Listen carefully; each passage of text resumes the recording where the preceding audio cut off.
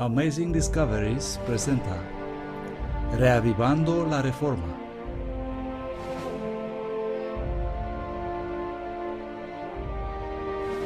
Presentado por el profesor Walter White.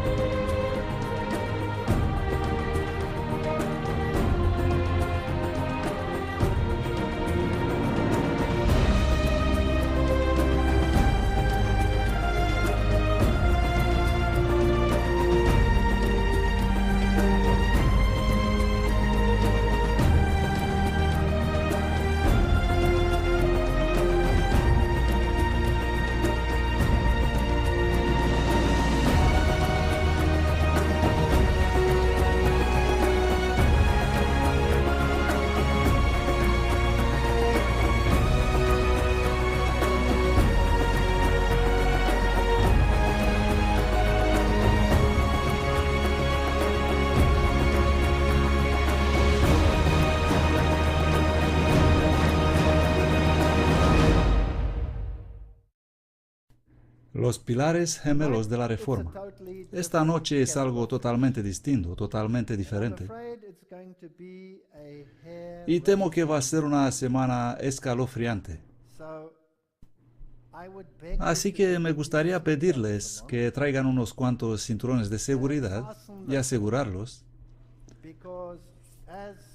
Porque, como ya he dicho, vamos a construir y edificaremos, lo que significa que se hará más grande y peor a medida que avancemos. Así que pido disculpas por eso, y sobre todo pido disculpas por lo que voy a decir. Creo que estamos viviendo en los momentos más interesantes de la historia del mundo, e incluso la Biblia dice que los patriarcas y los profetas de antaño anhelaban este día que estamos viviendo.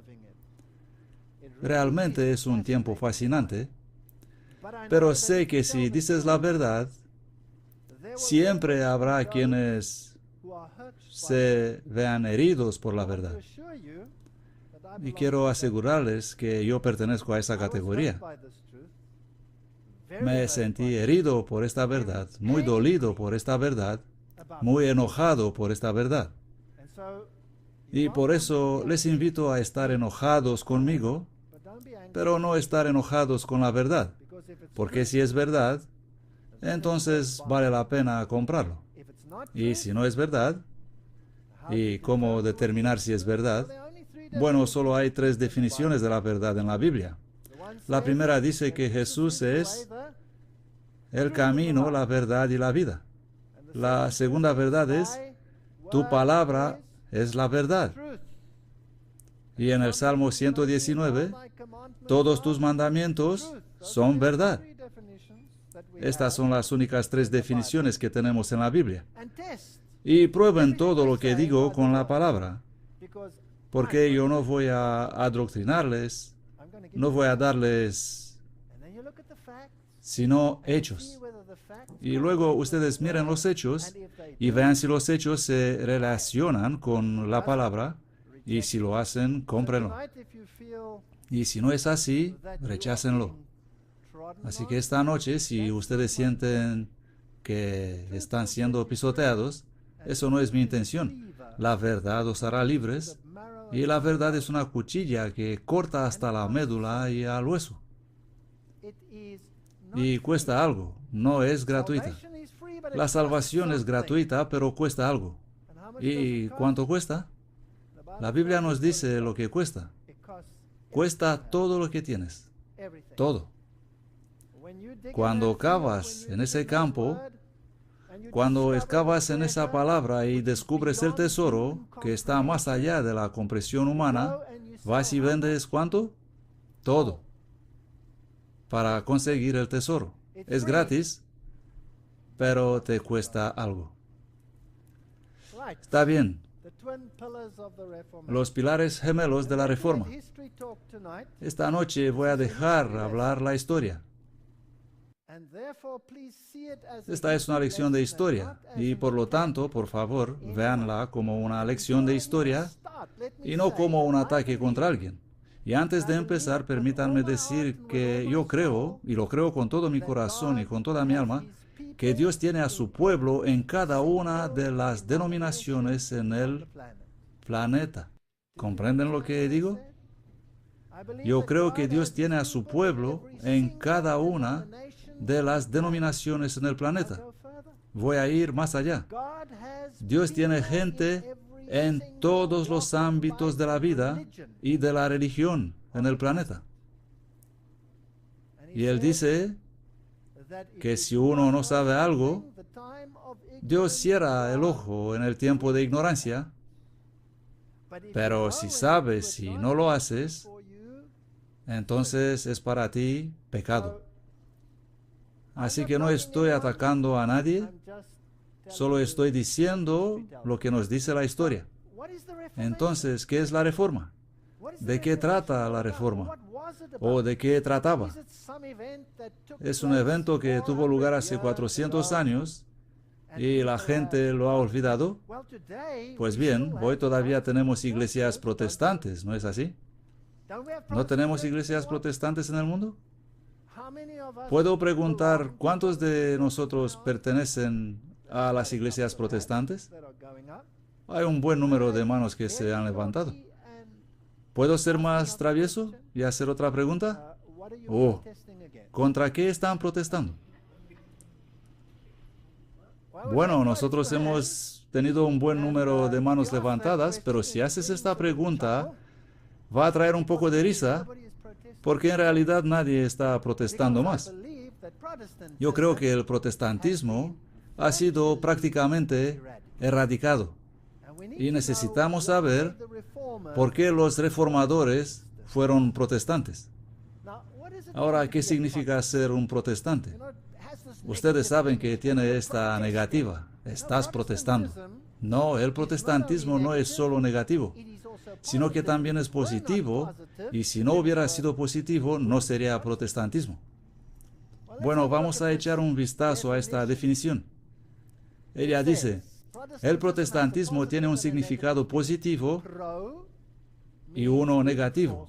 Pro significa estar a favor de algo y testari, a dar testimonio. Así que un verdadero protestante es un testigo de la verdad. Eso es lo que significa ser protestari, ser un protestante. Y lo que es simplemente una negación del error, no es verdadero protestantismo. Un verdadero protestante llevará ante todo un mensaje positivo. Su actitud será la de su maestro que dijo, no he venido a juzgar el mundo, sino a salvar al mundo. Eso no quiere decir que el error no debe ser expuesto, pero exponer el error por medio de la verdad debe ser protestari. Y el protestari expone el error. Ahora, ¿cuándo empezaron las cosas a ir mal en este mundo? ¿Y por qué fue necesario tener protestari y una protesta? Todo comenzó hace mucho tiempo en la historia. Hubo un hombre con el nombre de Agustín, y él escribió un libro, La Ciudad de Dios. Y en este libro Agustín expuso la teología que la iglesia era el reino de Dios y que el reino de Dios encontró su realidad en la iglesia. Así que, cita, la teología de Agustín pone el énfasis en la iglesia como el reino de Dios, declarando que Cristo ya estaba reinando con sus santos y que la resurrección era de las almas muertas a una vida espiritual. Así que hubo una mitología involucrada aquí. Se alentó a la iglesia a asumir el gobierno de las naciones Y en lugar de llevar el Evangelio al mundo, los líderes de la iglesia comenzaron a buscar prestigio y poder por la intriga política. Y el resultado fue la Edad Oscura. Así que aquí tenemos esta mega estructura en desarrollo que trata de incorporar a todo el mundo como la ciudad de Dios, el reino de Dios, por así decirlo. Y lo que estaba en la Biblia acerca de la venida del reino y acerca de la muerte y la resurrección fue espiritualizado para encajar en los confines de esta teología. A medida que esta base de poder crecía en el mundo, empezaron a levantarse voces quejándose de este estado de cosas. Y una de las primeras voces fue la de los valdenses. Y los valdenses fueron perseguidos sin piedad. Hay algunos que dicen que los valdenses solo aparecieron alrededor de la Edad Media. No, ellos se remontan justo hasta el principio, hasta el siglo IV, hasta el siglo III, dicen algunos. Así que los valdenses dieron un claro testimonio contra el anticristo y dijeron que el sistema se había convertido en un sistema anticristo. Joaquín sumó su voz y los libros de Daniel y Apocalipsis llegaron a ser importantes. Y luego, estrella de la mañana de la Reforma, Wycliffe se levantó y añadió su voz a la de los valdenses y los otros antes que él. Este mensaje salió de Inglaterra y llegó a los husitas mediante los estudiantes de Wycliffe. Y este gran movimiento comenzó en esos países, como Checoslovaquia, la República Checa en la actualidad, y las naciones de Europa Central. Este mensaje ha sido despiadadamente suprimido y luego volvió a surgir con los grandes reformadores, Lutero, Knox, Calvino, Baxter, Cranmer. Algunos de estos nombres son bien conocidos, pero algunos de ellos se han perdido en la arena del tiempo. ¿Saben qué? Si hablas de los Cranmers, de los Latimers, de los Rogers, en el mundo de hoy, ¿qué es eso? Bueno, creo que es hora de resucitar estos nombres. Algo sin duda debe suceder. La Reforma se basa en dos descubrimientos, y esto es lo que impulsó la Reforma. El primer descubrimiento es obvio, el descubrimiento de Cristo, la centralidad de Cristo, la centralidad de la palabra, la centralidad de la salvación en Cristo. Ese fue el pilar sobre el que se mantuvo la Reforma. Y tuvo un par de palabras de poder, así como sola Cristo, Cristo y solamente Cristo, sola gratia, salvo por la gracia y solamente por la gracia, sola Escritura, la Biblia y solo la Biblia. Estas son las grandes consignas de este gran descubrimiento.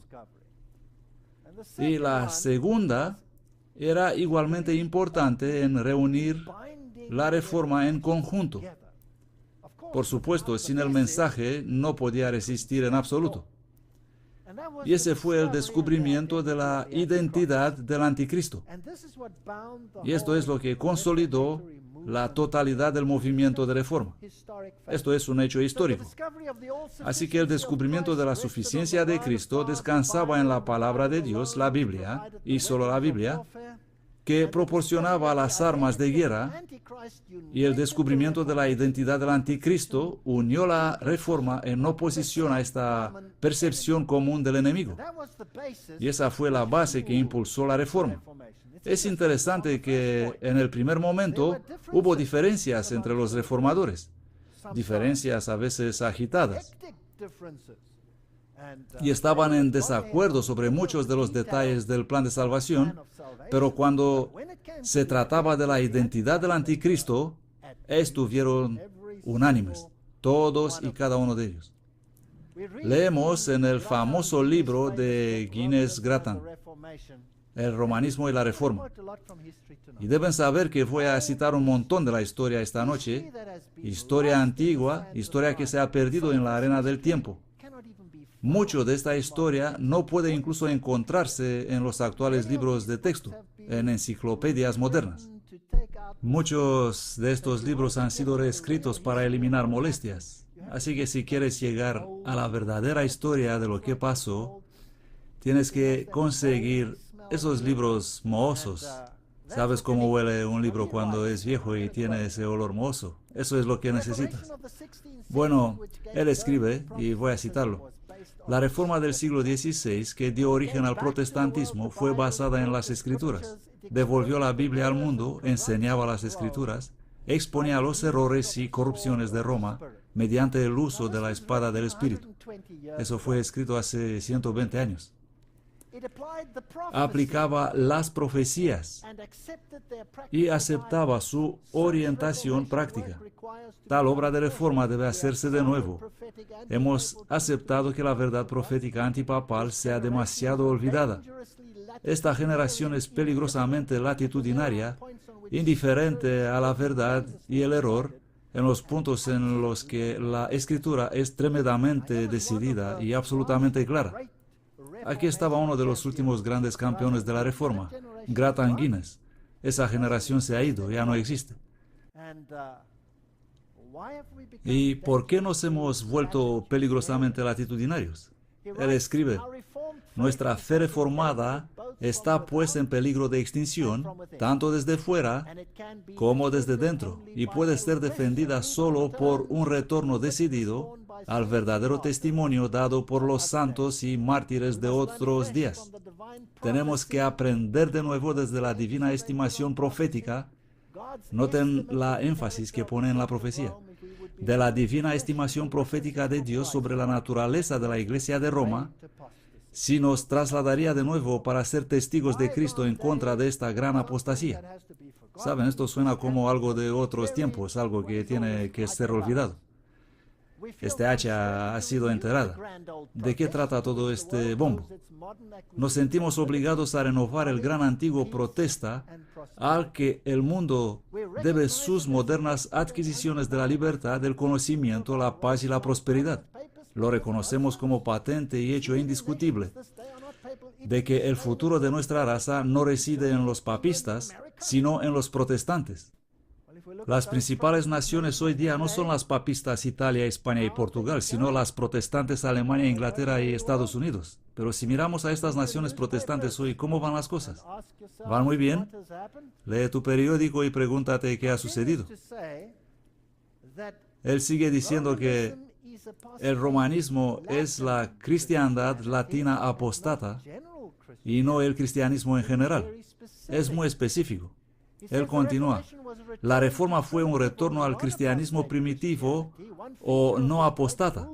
Una característica de este gran movimiento fue el abandono del uso del latín en el culto público y la traducción de las escrituras en las lenguas vivas para que todas las naciones puedan leer la palabra de Dios en su propia lengua y entender por sí mismos sus mensajes sagrados.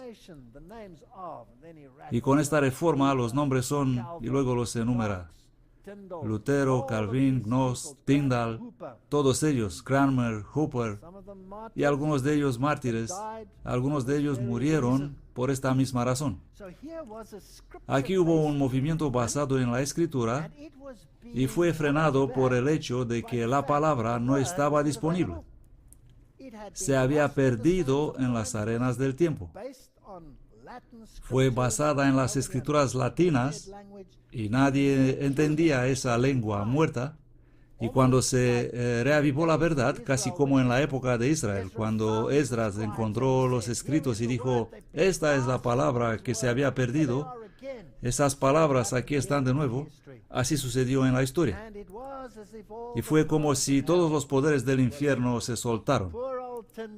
Pobre viejo Tyndall, que escribió esa Biblia en inglés tan meticulosamente.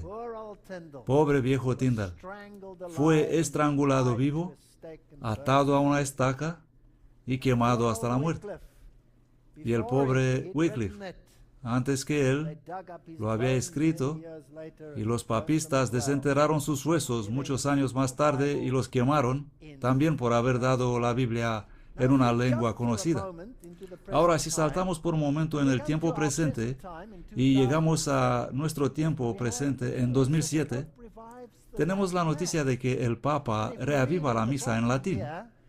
Y si leemos en la parte inferior aquí, hay una decisión en las últimas dos líneas ahí: motu proprio, que significa Él hizo de su propio acuerdo. Puedes volver a la misa en latín.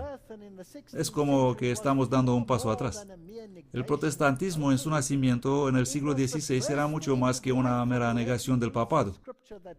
Fue irrumpir en la vida de las verdades escondidas de las Escrituras que desgarra el papado por razón de la fuerza explosiva de la vida misma.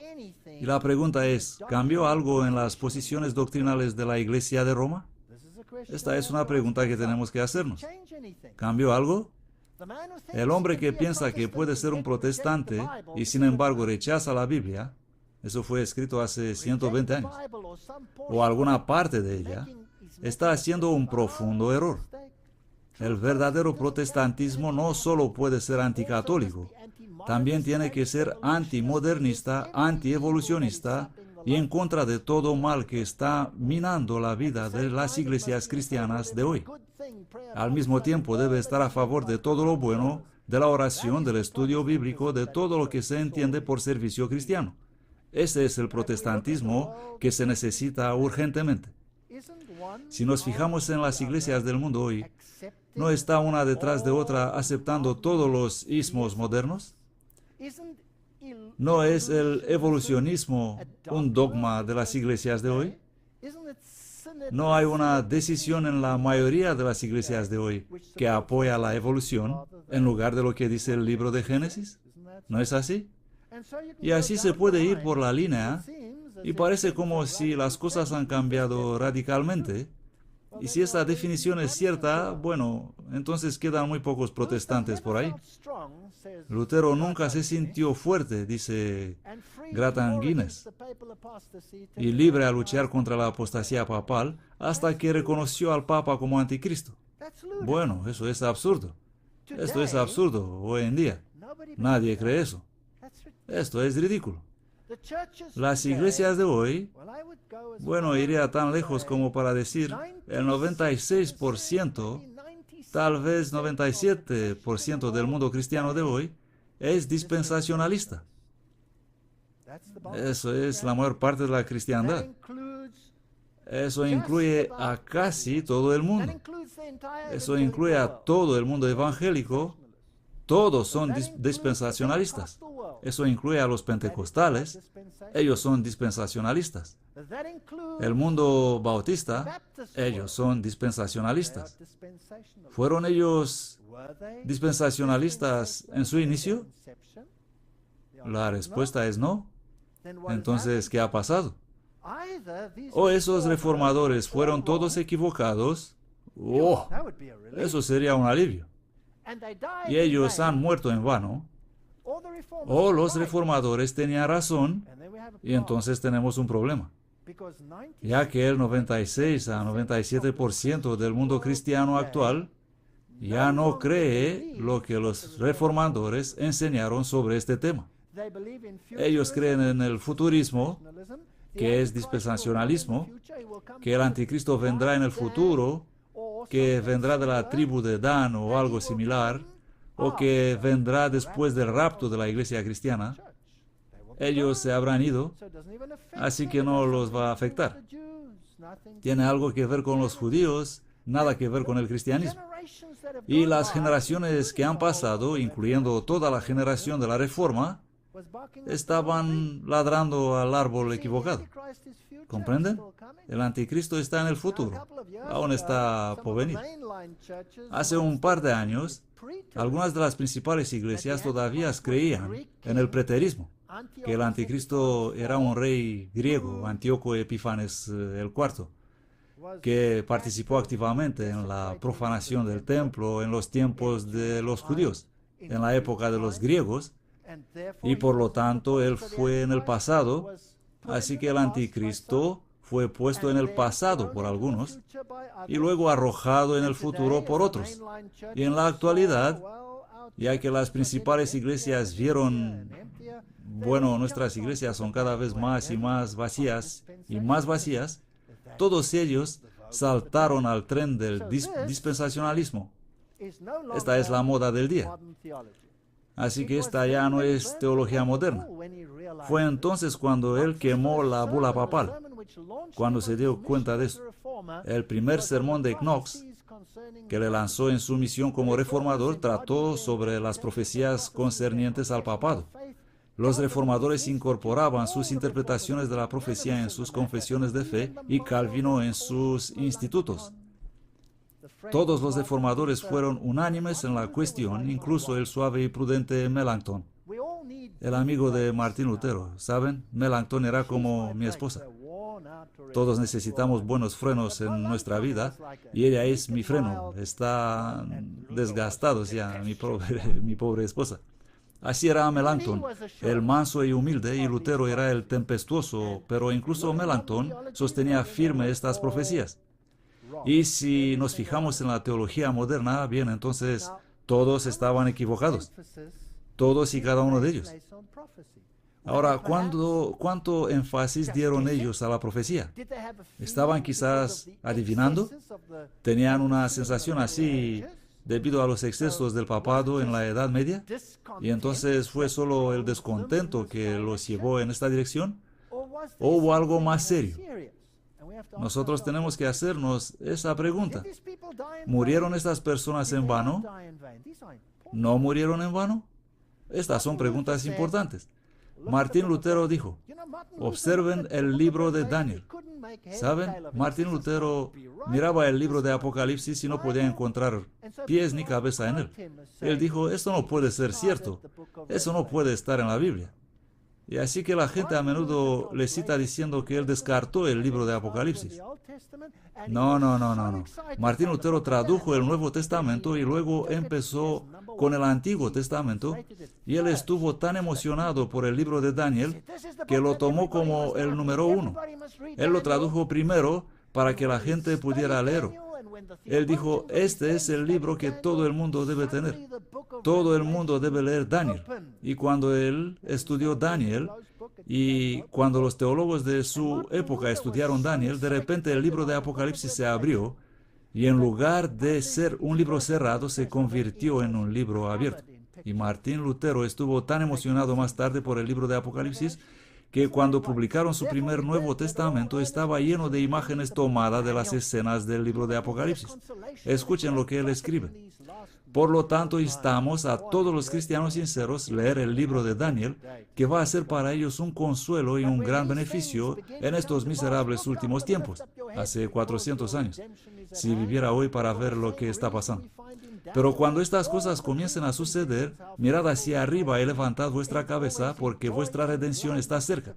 Por esa misma razón hemos encontrado en Daniel que todos los sueños y visiones, por terribles que podrían ser, terminan siempre en gozo y alegría con la venida de Cristo y su reino. Sí, por ese principal dogma de fe, la venida de Cristo, se dieron estas visiones explicadas y registradas. Martín Lutero jugó un enorme papel en la Reforma y puso un tremendo énfasis en la profecía y en la segunda venida de Cristo. Esos fueron los temas que los mantenían firmes. Martín Lutero escribió Schriften Normativas, volumen 22, en 1538. Al comentar la impiedad prevaleciente, Lutero dijo, espero que ese día no está muy lejos y aún nosotros lo veremos. Él esperaba la segunda venida. Él escribió, espero que el último día no tardará más de 100 años, hace 400 años, porque la palabra de Dios será quitada de nuevo y una gran oscuridad vendrá por la escasez de ministros de la palabra. Tenemos más pastores hoy en día que en cualquier otro momento de la historia, y me gustaría ser tan atrevido esta noche como para decir que sus palabras se han cumplido. Esta es toda una declaración si tomamos en cuenta toda la predicación que se hace en el mundo. Él escribió, oh Cristo, mi Señor, mira abajo sobre nosotros y traer sobre nosotros tu día de juicio y destruye la prole de Satanás en Roma. Puedes ir a la cárcel por decir eso hoy en día. Eso sería clasificado como incitación al odio. Pero afortunadamente solamente estoy leyendo la historia. Allí en Roma está sentado el hombre de quien el apóstol Pablo escribió en 2 Tesalonicenses 2, 3 y 4, que se opondrá y se exaltará contra todo lo que se llama Dios, el hombre de pecado, aquel hijo de perdición. ¿Qué otra cosa es el poder papal sino pecado y corrupción? Él conduce las almas a la destrucción bajo tu nombre, oh Señor. Espero que ese día de juicio amanecerá pronto. Las cosas no pueden ser peor de lo que son en este momento. La sede papal está practicando la iniquidad desde sus alturas. Suprime la ley de Dios y exalta sus mandamientos por encima de los mandamientos de Dios. ¡Wow! Esa es una declaración fantástica. ¿Arcaico? ¿Anticuado? ¿Fuera de sintonía? Tenemos que hacernos estas preguntas. Son preguntas serias. Saltemos a los tiempos modernos. Saltemos al pastor estadounidense. No estoy aquí para noquear a nadie. Solo estoy mostrando cómo los tiempos han cambiado. Este no es otro que Rick Warren, escribiendo su libro Vida con propósito, página 285, y he tomado una fotocopia para que la gente pudiera leer por sí mismos. Dice allí, cuando los discípulos, en el segundo párrafo ahí, querían hablar de profecía, Jesús cambió rápidamente la conversación a la evangelización. Él quería que ellos se concentren en su misión en el mundo. Él dijo en esencia, los detalles de mi regreso no son asunto vuestro. Vuestro asunto es la misión que les he dado. Concéntrese en eso, porque nadie sabe el día ni la hora. Así que no se preocupen por toda esa profecía. Si quieres que Jesús vuelva pronto, céntrate en cumplir tu misión, no descifrar la profecía. Una vida con propósito, página 286. Martín Lutero dijo, estudia las profecías. Los teólogos modernos dicen, hoy necesitamos una forma diferente de cristianismo. No estamos tan enganchados en la profecía. Eso es muy interesante.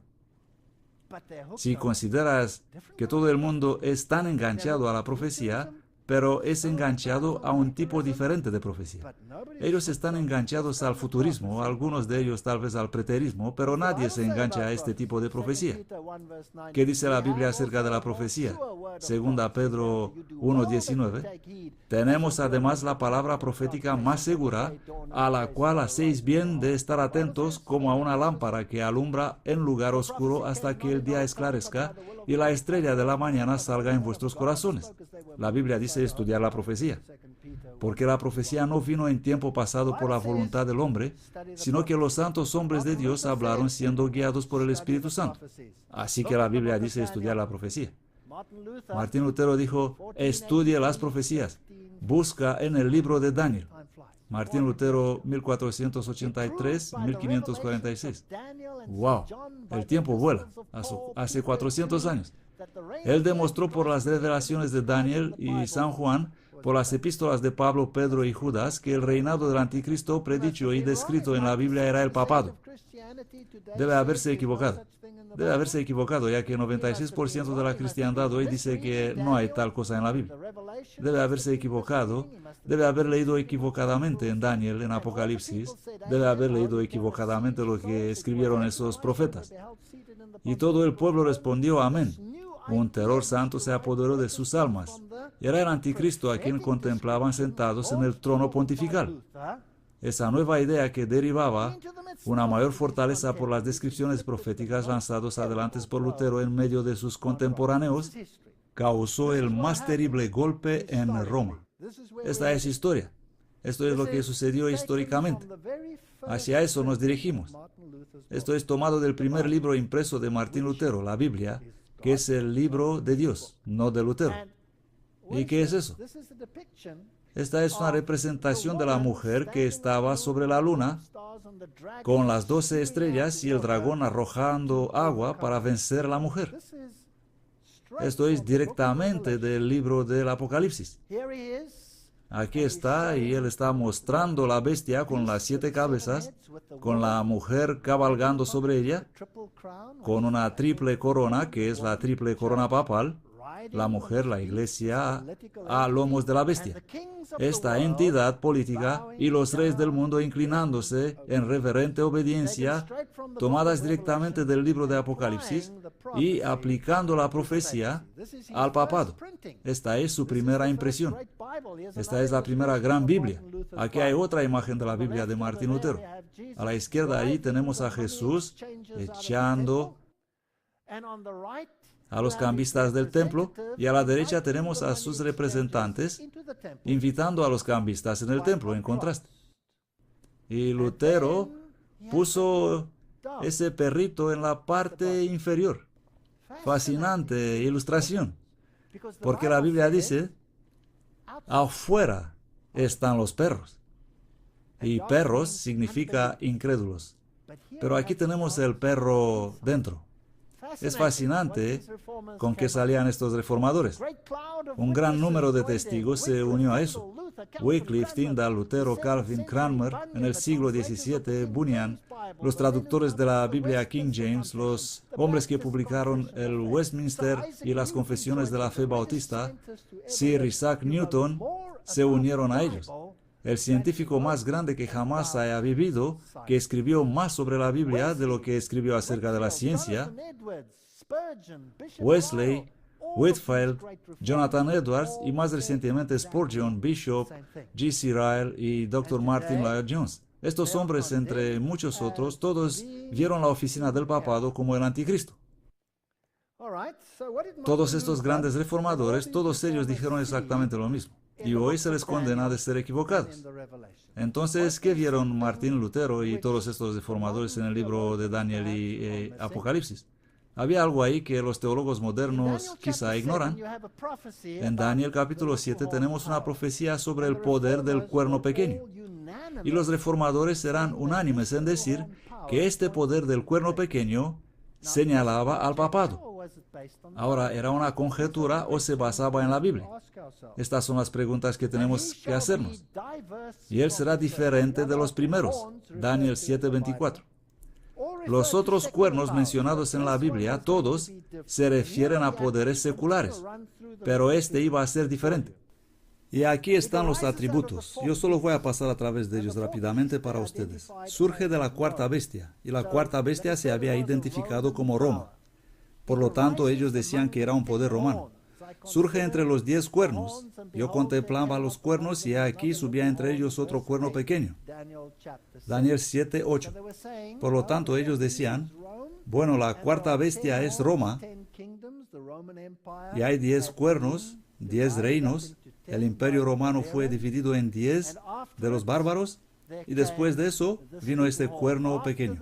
Después de los 10 cuernos, otro se levantará después de ellos, verso 24. Después de la división del imperio romano, entonces aparecerá este cuerno pequeño. Y este debía ser diferente de los demás cuernos. Él será diferente de los primeros, verso 24. Estas son las características que los reformadores utilizaban para identificar el anticristo. Es más fuerte que los demás. Eso lo encontramos en el verso 20. Así que tiene peso político. Puede establecer reyes y puede destituir a los reyes. Él tiene el poder para hacer eso. Puede dividir territorios. ¿Qué poder hizo eso? Ellos lo atribuyeron al poder papal. Él desarraigó 3 reinos, ante el cual habían caído 3 cuernos. Bueno, es historia que los ostrógodos, visígodos y los vándalos se opusieron a la subida de este sistema y que ellos fueron erradicados para que el cuerno obtenga una condición, y el cuerno en la Biblia, por definición, es la condición política del sistema. Él tenía ojos como de hombre y hablaba grandes palabras contra el Altísimo. Encontramos esto en el verso 8 y 25. Este cuerno pequeño parecía tener ojos humanos y una boca que profería insolencias contra el Altísimo. Versículo 25. Les voy a mostrar qué hicieron con eso los reformadores. Es muy interesante. Y oprimía a los santos. Este poder hará guerra contra el pueblo de Dios. Es fascinante que el preterismo y el futurismo dejan de lado todo el espectro de la cristiandad. Él va a cambiar los tiempos y las leyes, y pensará en cambiar los tiempos y la ley. Versículo 25. ¿Qué poder tendría la audacia de atacar la ley de Dios? ¿Qué otros atributos tiene? Va a gobernar por un tiempo y tiempos y medio tiempo. Ellos serán entregados en sus manos por un tiempo y tiempos y medio tiempo. Versículo 25. Hoy hacemos de esto 3 años y medio literales y lo aplicamos al poder del anticristo que vendrá en algún momento después del rapto. Los reformadores tenían una visión totalmente diferente sobre eso, como veremos más adelante. Devorará toda la tierra. Esto es interesante. La cuarta bestia, el cual será diferente, devorará toda la tierra, la aplastará y la despedazará, y existirá hasta el fin, hasta que vino el anciano de días. Así que surge de la cuarta bestia del Imperio Romano, reina ¿hasta cuándo? Hasta la venida de Cristo. Pero aquí tenemos un problema, porque la teología moderna dice otra cosa, dice que va a venir en el futuro. Su dominio es quitado al final de los tiempos, pero el tribunal se sentará y el dominio le será quitado para ser destruido y aniquilado definitivamente. Los reformadores fueron tan firmes respecto a esta profecía que decidieron ponerla en piedra. Y así, en la sede principal del protestantismo, que fue Nuremberg, en Alemania, decidieron traer el mejor escultor de día para ponerla en piedra sobre el Rathaus. Y allí está en Nuremberg hasta nuestros días, firme allí como un testigo silencioso. Déjenme leer una cita aquí que dice: el Rathaus, o ayuntamiento, con 3 magníficos portales dóricas sobre los que se tallaron las bestias proféticas de Daniel 7. Esas impresionantes figuras autorizadas por el Consejo Municipal fueron esculpidas por el bien conocido artista Leonard Kern. ¿Cuándo? En 1617. Eso fue hace 400 años. Y allí han permanecido testigos silenciosos de la teología de los reformadores. Bajo el edificio están las mazmorras y las cámaras de tortura abovedadas, empleadas anteriormente por el Santo Oficio, esa era la Inquisición, para la persecución de los disidentes y los confesores de la fe reformada. Así que se han invertido los papeles y donde había mazmorras de tortura, aquí han puesto su teología en piedra. Vamos a echar un vistazo a esto. Y me vino la idea y me preguntaba cuántas personas hoy, 400 años después, siquiera sabrán lo que significa. Y eso me intrigó y me incitó, y así que tomamos un par de amigos y nos fuimos allá para averiguarlo. Bueno, aquí están todos estos magníficos portales de la Reforma, y aquí es el primer portal que representa a las 2 primeras bestias de Daniel capítulo 7. Y si miras a la izquierda, se puede ver una figura, un león con alas de águila, y a la derecha hay un oso con 3 costillas en su boca. Y si te vas al otro lado, bueno, ahí verás otra figura en la izquierda, una bestia leopardo con 4 cabezas, y tienes otra figura al lado. Y a la derecha allí tienes la terrible bestia con 10 cuernos y otra figura a su lado. De modo que ellos querían asegurarse que no olvidaríamos. Y pusieron al lado de la bestia en la izquierda, junto a la bestia leopardo, pusieron a Alejandro Magno, para que la posteridad no lo olvidaría. Ellos dijeron, esa es Grecia. Y junto a la siguiente bestia pusieron a Julio César solo, para asegurarse que la gente no se olvide que se trata de Roma. Bueno, vamos a echar un vistazo a esto. Ahí está el león con alas de águilas, la primera bestia, y a su lado nadie otro que Nabucodonosor. ¿Quién decían ellos que era? Babilonia. Decían que representaba a Babilonia. En el otro lado pusieron a Ciro el Grande, la segunda bestia que decían que era Medo-Persia. Luego en el otro portal, la bestia leopardo de 4 cabezas de Daniel capítulo 7, y pusieron allí mismo a Alejandro Magno. Y en el otro lado pusieron a Julio César y la terrible bestia con 10 cuernos, entre los cuales creció otro cuerno pequeño. Así que el cuerno pequeño era definitivamente romano, no era griego. Ahora, esto es un problema, porque si el preterismo es correcto, entonces el cuerno pequeño tiene que ser griego, y tiene que salir de la tercera bestia y no de la cuarta bestia. Si el futurismo tiene razón, bueno, entonces tenemos incluso un problema mayor, porque entonces todos los animales se habrán ido y no existe la cuarta bestia. Y por lo tanto, el cuerno pequeño tiene que salir de la nada. Entonces aquí tenemos un problema. Tenemos un problema teológico. Daniel 7:8. Yo contemplaba los cuernos y he aquí que otro cuerno pequeño surgía entre ellos, delante del cual fueron arrancados 3 cuernos de los primeros. Y aquí, en este cuerno había ojos como ojos de hombre y una boca que hablaba grandezas. Y habían representado las bestias, y noten los perfectas que eran. Ellos pusieron una pequeña cara en este cuerno. ¿La ven? Eran muy lindos, esos reformadores. Ellos no querían que nos olvidemos. Por lo tanto, me preguntaba si tal vez la gente había olvidado. Y por cierto, esta teología debe estar mal, ya que 96% del cristianismo, tal vez 97 o 98% no lo cree. Debe estar equivocado. Así que esta interpretación es un problema. Así que vamos a ir a preguntar a la gente qué está pasando aquí. ¿Alguien nos puede decir, por favor? Así que paramos a la gente de Nuremberg y les preguntamos algunas preguntas. Jóvenes, ancianos, maestros, guías turísticos del ayuntamiento. ¿Nos pueden decir qué significa esto? ¿Tiene alguna idea de lo que está pasando? ¿Y qué significa eso? Oh, ¿qué es esto? Esto es raro. Esos viejos tíos fueron muy raros, de veras, cuando pusieron esas cosas allí arriba. Y reían. Hemos descubierto historias increíbles. ¿Qué representan? ¿Qué son esos 10 cuernos? ¿Qué es el pequeño cuerno de entre ellos? Bueno, aquí está Rathaus y vamos a ver esta entrevista. Debajo está escrito lo que estas personas dicen. Obviamente la mayoría de ellos son alemanes. Solo hubo uno que sabía hablar inglés. Uno era español y no lo incluimos. Hubo muchos que no los hemos incluido. Preguntamos un montón de gente. Por cierto, ¿cuántos pudieron decirnos de qué se trataba? Ni uno. Ni uno. Vamos a echar un vistazo. ¿Sabes? ¿Tienes alguna idea de lo que significan estas dos esculturas? Oh, no sé qué significan. ¿No sabes? No he leído nunca la Biblia. Soy protestante. ¿Eres protestante y no has leído nunca la Biblia? Sí. ¿Y tú?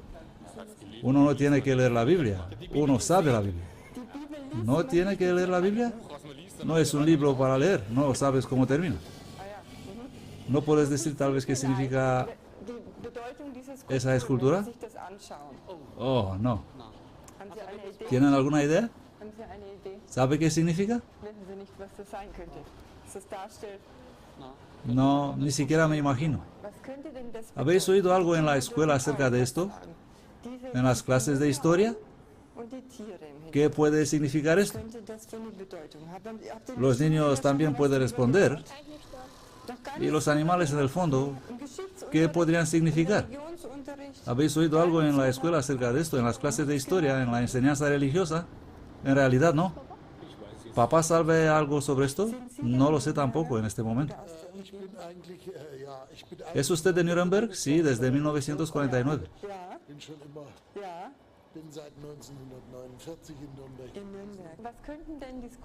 ¿Qué pueden significar esas figuras ahí en la pared del ayuntamiento? Nunca he pensado en esto.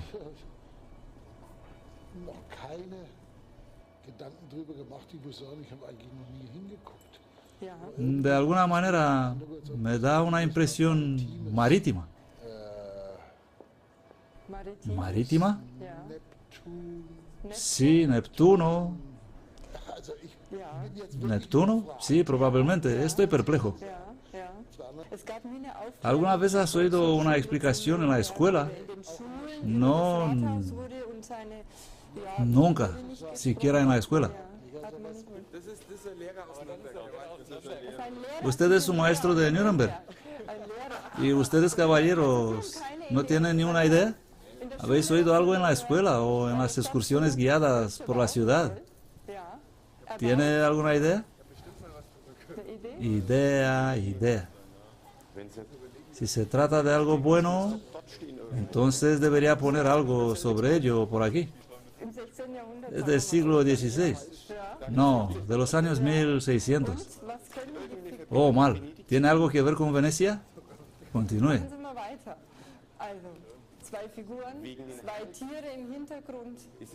¿Es el león veneciano? ¿Usted es maestro? ¿Qué tema enseña? Soy maestro de secundaria. ¿Nunca nadie les ha explicado en las excursiones por la ciudad? ¿Habéis hecho alguna visita guiada? Bueno, lo hice en la universidad hace 20 años y no me acuerdo si eso alguna vez sucedió. Así que de veras me vas a preguntar algo. Tengo que responder. Este es el guía, dice Walter Reid. Sí, ¿no has oído nada sobre esto en tus excursiones? Seguro que sí, pero se me olvidó. En las excursiones por la ciudad, ¿te ha sido mencionado cuál es el significado de estas figuras que están en la fachada del ayuntamiento? Nada que pueda recordar. ¿Y tú eres específicamente encargado de las mazmorras? Sí. ¿Es usted de Nuremberg? Sí. Mire al ayuntamiento. ¿Qué significan estas figuras? No, no te puedo decir nada sobre eso. Este es en parte el águila del Reich. El águila del Reich. Esta es otra emblema, pero no es el escudo de la ciudad de Nuremberg. ¿Y los animales y las figuras los conoce? No. ¿No es eso increíble? Ni siquiera el guía turístico. Y llamamos y llamamos y llamamos y dijimos, por favor, necesitamos un guía de turismo. El guía salió, como han visto. ¿Alguien alguna vez te ha explicado esto a ti como guía del turismo? No. ¿Tú eres responsable de las mazmorras ahí abajo? Sí. ¿Sabes lo que significan? No. Y el otro hombre dijo, Neptuno, quizás es Neptuno. Es increíble. Nadie se acuerda. Y es por eso que estoy haciendo estas conferencias. Creo que es la hora de recordarnos. Voy a leerles lo que los reformadores escribieron y voy a explicarles qué representaba la reforma. Y si es lógico, y si está basado en la Biblia, y si es preciso, pues entonces algo muy mal pasa en los tiempos que vivimos. Hay 3 grupos distintos de profecía. Esto fue escrito hace 120 años. Sobre la subida, el carácter, los hechos y la perdición del romanismo. Este hombre pertenece a la gran iglesia de Inglaterra. La primera se encuentra en el libro de Daniel, el segundo en la epístola de Pablo y el tercero en las letras del Apocalipsis de Juan. Y ninguno de estos 3 grupos es completo en sí mismo. Es solo mediante la combinación de sus características separadas que obtenemos el retrato perfecto. La visión de Daniel representa el carácter y las relaciones del romanismo político. La visión del apóstol Pablo, por su parte, presenta el carácter y las relaciones eclesiásticas de este poder, y las profecías de Juan, tanto en Apocalipsis 13 como en 17, representan la combinación de ambos, las relaciones mutuas entre la Iglesia Latina y el Estado romano. Así que hay 3 grupos distintos de profecías. Y allí en este cuerno había ojos como ojos de hombre y una boca que hablaba grandes cosas. Daniel 7:8. Vamos a leer lo que dijeron los reformadores. Este es un resumen de la teología de la Reforma. El imperio de Roma, repetimos, nunca ha cesado. Era un poder pagano secular en el siglo V o VI. Desde entonces ha sido un poder cristiano eclesiástico y apóstata. El gobierno de Roma fue resucitado en una nueva forma y era tan real bajo los papas del siglo XIII como lo fue bajo los cesares de la primera era. Fue tan opresivo, cruel y sangriento bajo Inocencio III como lo había sido en los tiempos de Nerón y Domiciano. La realidad era la misma, aunque las formas habían cambiado. Los cesares no persiguieron a los testigos de Jesús con mayor severidad y amargura de que lo hicieron los papas. Diocleciano no destruyó a los santos ni se opuso al Evangelio más de lo que lo hizo la Inquisición en los días papales. Roma es una y la misma siempre, tanto localmente como moralmente. De modo que ellos afirman que es el mismo sistema. El Papa incluso tiene el mismo título de los cesares. Puedes mirar en los estatutos de los cesares y encontrarás las letras PM, Pontifex Maximus. Miras a las estatuas de los papas y encontrarás las mismas letras, PM, Pontifex Maximus. El poder simbolizado por el orgulloso, inteligente y blasfemo cuerno pequeño, con cara de hombre, es la bestia romana. A esto él dedica, por el contrario, la mayor parte de la profecía, y debo pedirle ahora, y pienso que debemos hacer lo mismo hoy en día, Vamos a seguirlo a los reformadores y ver lo que ellos dijeron. Debo pedirle ahora que noten cuidadosamente los distintos puntos que prueban este cuerno como siendo un símbolo profético maravilloso o jeroglífico del papado romano, ajustándolo como una llave de palanca, se ajusta a la cerradura para que fue hecha a la perfección y en todas partes, al tiempo que se niega rotundamente a adaptarse a cualquier otra. Disculpa, ¿qué pasa con este hombre? 96% del mundo cristiano de hoy dice que está equivocado. Debe haber otra solución. Esos reformadores lo tenían mal. Ahora, ¿qué es lo que dice exactamente? Su lugar, dentro del cuerpo del cuarto imperio, bíblico o no, surge de la cuarta bestia, no aparece en las otras bestias. Y por cierto, no puedes equivocarte con la bestia, porque la Biblia misma dice quiénes son esas bestias. No te puedes equivocar. El periodo de su origen, poco después de la división del territorio romano en 10 reinos, surge después de esos cuernos. Su naturaleza, diferente de los otros reinos, aunque en algunos aspectos como ellos. Era un cuerno, pero con ojos y boca. Sería un reino como el resto, una monarquía, pero sus reyes serían supervisores, los ojos, o profetas y obispos. Su carácter moral, jactancioso y blasfemo, arrogantes palabras pronunciadas en contra del Altísimo. Su anarquía, reclamará autoridad sobre los tiempos y sobre la ley. Su oposición contra los santos sería un poder perseguidor, y eso durante un periodo en que iba a destruir a los santos del Altísimo, que serían entregados en su mano por un tiempo. Su duración, tiempo, tiempos y mitad de tiempo, o 1260 años. No 3 años y medio, 1260 años. Esta era la posición de la Reforma. Su perdición. Sufriría la pérdida de su dominio antes de que fuera destruido. Quitarán su dominio para que sea destruido y arruinado definitivamente. Todas estas condiciones se reúnen en el papado romano. La lengua latina de César es la única iglesia que ha sido nombrada a partir de una ciudad. El papado cumple la primera condición, por lo tanto. Durante ese tiempo se formaron los 10 reinos. El cuerno pequeño creció entre los 10. El papado se desarrolló sincrónicamente con los reinos góticos, de modo que ellos se basaban en la profecía. Luego dice, veamos la descripción de Pablo. La visión de Pablo consiste en 2 partes. La primera da una visión general sobre la gran apostasía. La segunda dibuja atentamente el retrato del poder en el cual empezará esa apostasía. Y luego él cita, de entre vosotros mismos se levantarán hombres hablando cosas perversas. El futurismo, ¿tiene algo que ver con el cristianismo? No, porque surge después del rapto de la iglesia cristiana. Pero Pablo dice, de entre vosotros mismos, de entre vosotros cristianos vendrá este poder. Esto es lo que dice. De entre vosotros mismos se levantarán hombres. El Espíritu dice claramente, ahora estoy citando a Pablo, que en los últimos tiempos algunos apostatarán de la fe obedeciendo a espíritus engañadores y a doctrinas de demonios, que con hipocresía hablarán mentiras teniendo cauterizada su conciencia, prohibirán casarse y mandarán abstenerse de alimentos que Dios creó para que con acción de gracias participasen de ellos los creyentes que han conocido la verdad.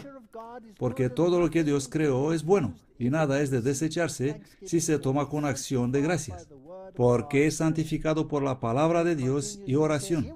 Y luego continúa, aquí tenemos no solo una predicción de que habría una apostasía o alejamiento de la fe en la iglesia cristiana, sino una descripción de su origen y carácter. Su origen debía ser satánico. Sus doctrinas debían ser doctrinas de diablos o demonios. Iba a asumir la autoridad y establecer leyes y prohibiciones. Destacan entre estos la prohibición del matrimonio. El matrimonio, aunque divinamente ordenado, quedaría prohibido y hecho, aunque creado para ser recibido con gratitud, se le prohibiría. La sustitución de alguna religiosidad externa y sacrificios autoimpuestos para la verdadera santidad de corazón. Hablarán mentiras con hipocresía, teniendo cauterizada su conciencia. ¿Se encuentran estos en el papado? ¿Cuál iglesia prohíbe a sus eclesiásticos casarse? El papado. ¿Tienen ellos mandatos especiales en cuanto a comer y beber? Sí, tienen periodos de ayuno especiales. Tienen un periodo de cuaresma rápida Y los eclesiásticos están sujetos a ayunos específicos, como veremos, hasta este mismo día, en los monasterios, etc. Entonces aquí es otra forma de religión. Esta característica de falsa profesión reaparece en la profecía correspondiente en 2 Timoteo con respecto a los últimos días, donde los instigadores y adherentes a la apostasía son descritos como hombres teniendo apariencia de piedad pero negando el poder de ella. Estos hombres no serían entonces oponentes abiertos a la piedad, sino por el contrario serían grandes profesos cristianos. Pero el poder del anticristo del futurismo es un opositor y no un confesor. Pero el 96% de la cristiandad cree esto, y no lo que creían estos reformadores.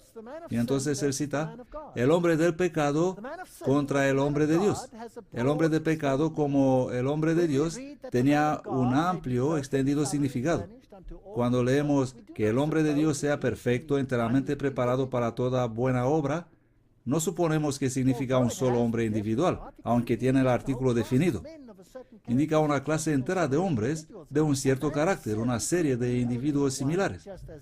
Un hombre de pecado podría ser solo uno, así como un rey de Inglaterra solo podría significar un individuo, pero por otra parte el rey puede incluir toda una dinastía.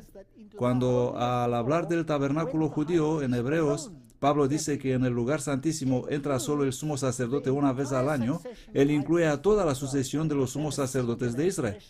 Que una expresión singular en una profecía puede encontrar su cumplimiento en una pluralidad de individuos es perfectamente claro en las palabras de Juan. Como habéis oído que el anticristo viene, así ahora han surgido muchos anticristos. ¿Comprenden? Un argumento contrario era el hombre de pecado es singular. Por lo tanto, no puede referirse a un sistema. Así que los reformadores miran la teología y argumentan así. Gramaticalmente, puede significar ya sea un individuo o una sucesión de individuos similares. El contexto determina que en realidad quiere decir lo último. El ministerio de la iniquidad, en la que este hombre de pecado estaba latente, ya estaba obrando en los días de Pablo. Así que el Papa de Roma puede insinuar un solo obispo o la larga sucesión, una persona perpetua, pues el hombre de pecado. Este fue su argumento. Guinness Grattan dice, ninguna duración es mencionada en esta profecía por Pablo, solo los dos límites del tiempo. Daniel tiene la duración, pero Pablo tiene dos límites de tiempo. Y el Grattan cita, la apostasía se estaba ya desarrollando y no sería destruida hasta el advenimiento. Las características de Pablo sobre la cronología del anticristo revelan cuándo ese se levantaría después de la caída de Roma y que existiría hasta la segunda venida, comparado con Daniel, cuando sería destruido. Por lo tanto, los dos límites establecidos por Pablo son idénticos a los dos límites establecidos por Daniel. Y el problema es que tanto el preterismo como el futurismo quedan fuera de los dos límites. Entonces, ¿quién tenía la razón? ¿Los reformadores o los teólogos modernos? Tenemos que hacernos estas preguntas. Él se sienta en el templo de Dios. Me gusta el argumento aquí. Es lógico. ¿Saben qué? Estoy cansado de la gente diciendo, el cristianismo es una muleta. No es una muleta, es una cruz. Es duro ser cristiano. Él se sienta en el templo de Dios. La cara del hombre del pecado es la cara de un falso apóstol, la oscura cara de un Judas. Escrito en la pared del templo, el hijo de perdición. ¿Saben que esa palabra aparece solo dos veces, ese título en la Biblia? Una cuando se refiere a Judas y una en relación con el anticristo. Se usa solo dos veces. Entonces dice, él se sienta en el templo, hijo de perdición. El hombre de pecado, como Judas, es un enemigo secreto, mientras aparentemente es un amigo y un amigo íntimo, y sin embargo es un enemigo mortal que traiciona con un beso y un hola maestro. Observa el lugar ocupado por el hombre de pecado, el templo o la casa de Dios. Noten lo que decían los reformadores, por favor. Observen esto con mucho cuidado. Ellos decían, esto no es ni puede ser ningún templo judío. Esta fue la posición de la Reforma. ¿Cuál es la posición de la teología moderna? ¿Qué promueve el futurismo? ¿Qué promueve el dispensacionalismo hoy? Vamos a ver una reconstrucción del templo en Jerusalén. Todos los ojos en Jerusalén. Y cuando el templo será reconstruido, vendrá el anticristo y se sentará en el templo de piedra y él suprimirá a los judíos. ¿Es esa la teología moderna, sí o no? Esa es la teología moderna. Es predicada por prácticamente todos los megagrupos en el planeta. Desde el pentecostalismo, entre los evangélicos, por la teología bautista actual, todos ellos predican ese mensaje. El reformador dice, eso no es ni puede ser ningún templo judío. ¿Por qué dirían eso? Es que estuvieron equivocados. Pablo, que utiliza esta expresión en su retrato profético del romanismo, lo emplea tanto en Corintios como en Efesios, con referencia a la iglesia cristiana. En la segunda epístola a los Corintios, escribiendo a los cristianos gentiles, él dice, vosotros sois el templo de Dios viviente. En Efesios, él llama a la iglesia un templo santo, morada de Dios en espíritu. Para Pablo, enfáticamente, el templo de Dios será la iglesia de Cristo. Este es el templo en el que su ojo profético vio al hombre del pecado sentado. No es una persona en un templo de piedra, sino un poder en la iglesia cristiana. Esa fue la posición de la Reforma. Es bíblica, es lógica, es sana exégesis. Su carácter, cómo funciona Cristo por Dios, así el hombre de pecado funciona para Satanás. Cristo y él son poderes antagónicos, el poder de la luz y el poder de las tinieblas, la majestad del cielo y la fuerza del infierno. Y así como el Hijo de Dios se humilló a sí mismo, así el hombre de pecado se exalta a sí mismo. Hay infinita autohumillación en uno y la naturaleza divina siendo cubierta por la humanidad, e infinita autoexaltación en el otro, el humano y satánico asumiendo ser divino. Él como Dios se sienta en el templo de Dios haciéndose pasar por Dios, o que es divino o que es un ser divino. No hay ningún artículo aquí delante del nombre de Dios.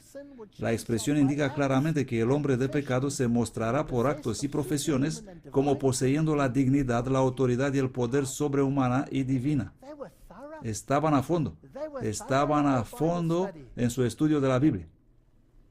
Me gusta este argumento. Esto es profundo. Cuando leo lo que escribieron estos reformadores, me doy cuenta cuán profunda era su teología. Observen la posición del hombre del pecado. Noten la palabra sienta. Y conectada con ella, un asiento, una palabra que aparece 3 veces en el Nuevo Testamento. Se utiliza 2 veces con referencia a los asientos en el templo de los que vendían palomas, los que convirtieron la casa de Dios en una casa de comercio y cueva de ladrones, y una vez en la frase, noten cuidadosamente, los fariseos se sientan en la silla de Moisés. Viene del griego katizo. Katizo, y desde katizo viene la palabra catedral, el asiento del obispo.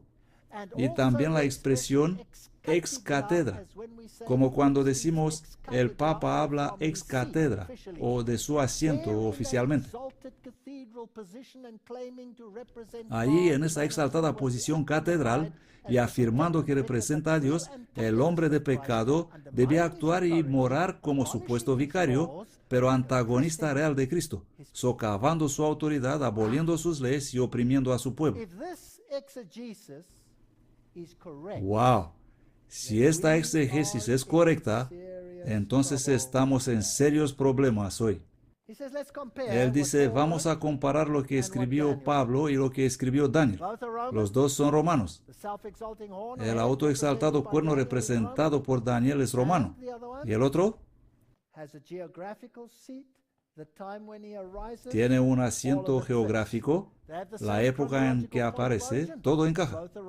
Tienen el mismo punto de origen cronológico. Ambos se levantan del imperio indiviso de Roma y tienen el mismo fin cronológico. Terminan a la venida de Cristo. Ambos se exaltan a sí mismos en contra de Dios. Daniel menciona las palabras orgullosas del blasfemo cuerno pequeño y Pablo los descarados hechos del hombre de pecado que se muestra a sí mismo como divino. Ambos comienzan como pequeños discretos poderes y se desarrollan gradualmente hasta ser muy grandes e influentes. Ambos dicen ser maestros de los hombres. Por favor, observen esto. El cuerno pequeño de Daniel iba a tener ojos como un obispo o supervisor. El significado de la palabra obispo es supervisor. Y que iba a tener una boca como si fuera un profesor. Mientras que Pablo atribuye al hombre del pecado eminencia eclesiástica, una posición soberbia en el templo de Dios o en la iglesia cristiana. Así que aquí estamos hablando de un sistema cristiano y no de un sistema futuro, que no tiene nada que ver con el cristianismo. Ambos son perseguidores. Daniel describe el cuerno pequeño como perseguidor, maltratando a los santos, y Pablo habla del hombre de pecado como oponiéndose y lo llama aquel inicuo. Así que estas son comparaciones que no pueden ser simplemente ignoradas. En resumen, los dos están en el mismo lugar, en Roma, el mismo periodo, desde el siglo VI hasta la segunda venida del Señor en gloria, el mismo carácter perverso, la misma anarquía, el mismo desafío a Dios, el mismo crecimiento gradual desde la debilidad hasta el dominio, las mismas pretensiones episcopales, el mismo carácter perseguidor, la misma doble fatalidad. Todo encaja, cada pieza. Y luego el autor termina resumiendo.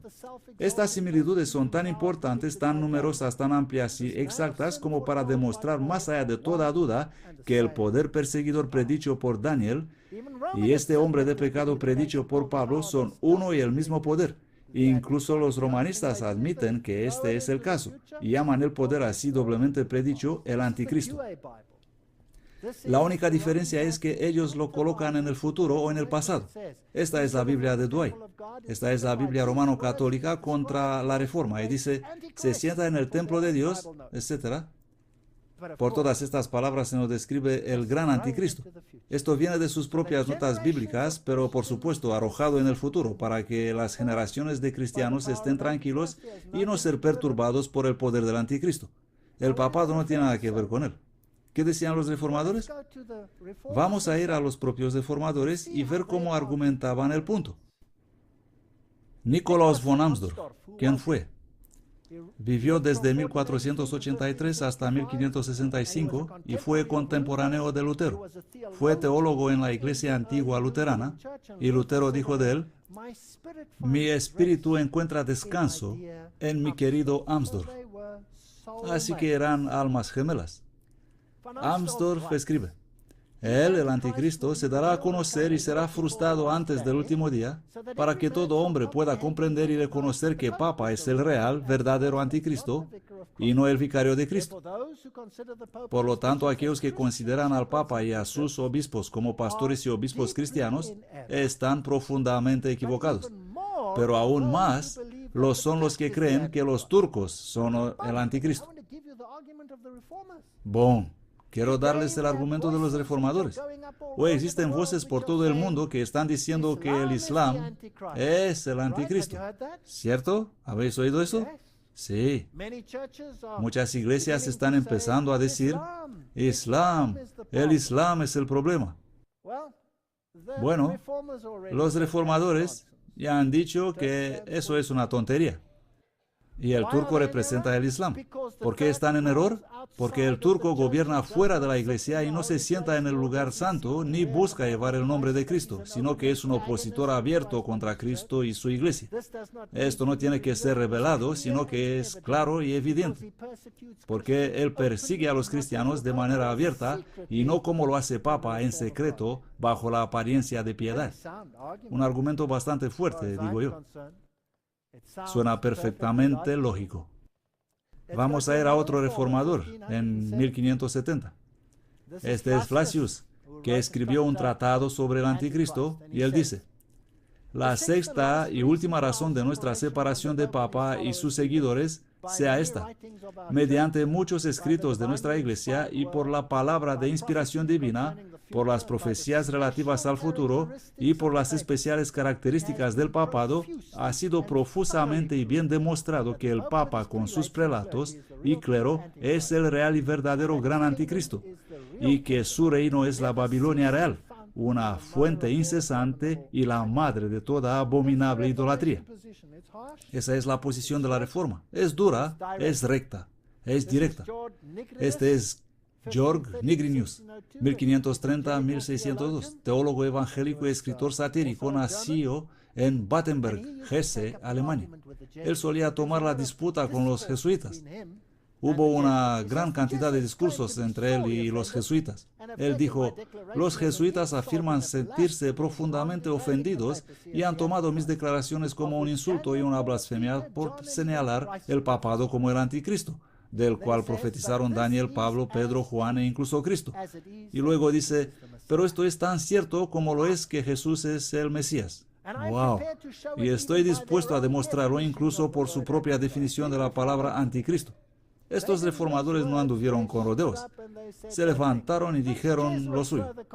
Este jesuita sostiene además que el papado no puede ser anticristo porque el papado ha durado siglos. Por favor, escuchen este argumento.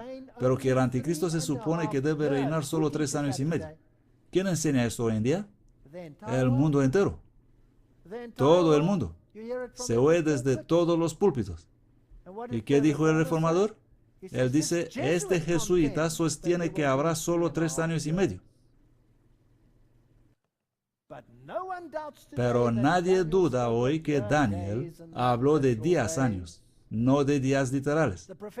El periodo profético de 42 meses, 1260 días, un tiempo, 2 tiempos y medio tiempo son proféticos y según Ezequiel 4 se deben tomar un día por año. Antíoco, el anticristo del preterismo, es un tipo para anticristo. Y conforme a los días que bramó y despotricó contra los judíos, tantos años deberá el Antíoco espiritual o el anticristo despotricar en medio de la iglesia cristiana. Cosas fascinantes. Así que ellos calculaban día por año. Por cierto, ¿cumple el papado esta condición? ¿Cuándo apareció como cuerno? Un cuerno tiene que tener estatus político, no solo estatus de iglesia. Obtuvo su estatus político en el año 538 después de Cristo, bajo la protección de Belisario. El Papa se sentó en su trono y tomó los títulos de los cesares de Roma y gobernó un territorio específico, los estados papales. Él era rey, 538 después de Cristo. Obtuvo ese poder cuando el último de los 3 cuernos, los ostrógodos, fueron destruidos y el poder le fue entregado a él.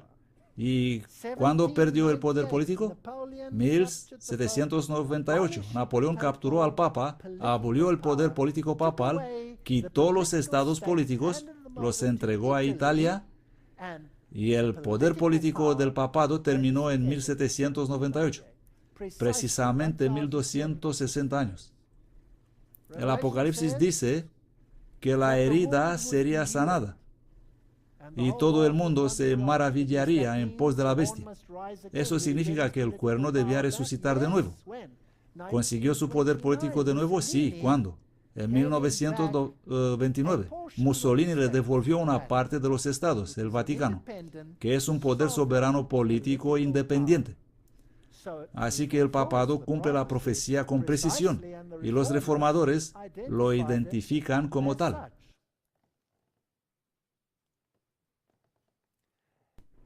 Ahora echemos un vistazo a otro reformador, David Sitracus, 1530-1600. Él es el último de los padres de la iglesia luterana. El Señor mismo le reveló a Daniel el tiempo que deberían existir los 4 reinos del mundo y el tiempo que el cuerno pequeño debía durar. Ese cuerno pequeño también es descrito por Pablo en 2 Tesalonicenses 2, donde se nos dice que este es el poder del anticristo. El papado sería plenamente revelado justo antes de realizarse el juicio. Sabemos hoy que las 4 monarquías han salido hace mucho tiempo del escenario de la acción, que la bestia de 2 cuernos que se menciona en Apocalipsis 13 y que se refiere al mismo poder no puede durar mucho más tiempo. Y así él describe esta imagen y dice, aquí tenemos la historia. ¿Qué dijo Calvino? La iglesia presbiteriana de hoy se llaman a sí mismo calvinistas. Calvino dijo, algunos nos consideran muy severos y censuradores cuando llamamos al pontífice romano anticristo. Pero los que tienen esta opinión no se dan cuenta que traen esta acusación de presunción contra el mismo Pablo, según el cual nosotros hablamos y el lenguaje de quien adoptamos.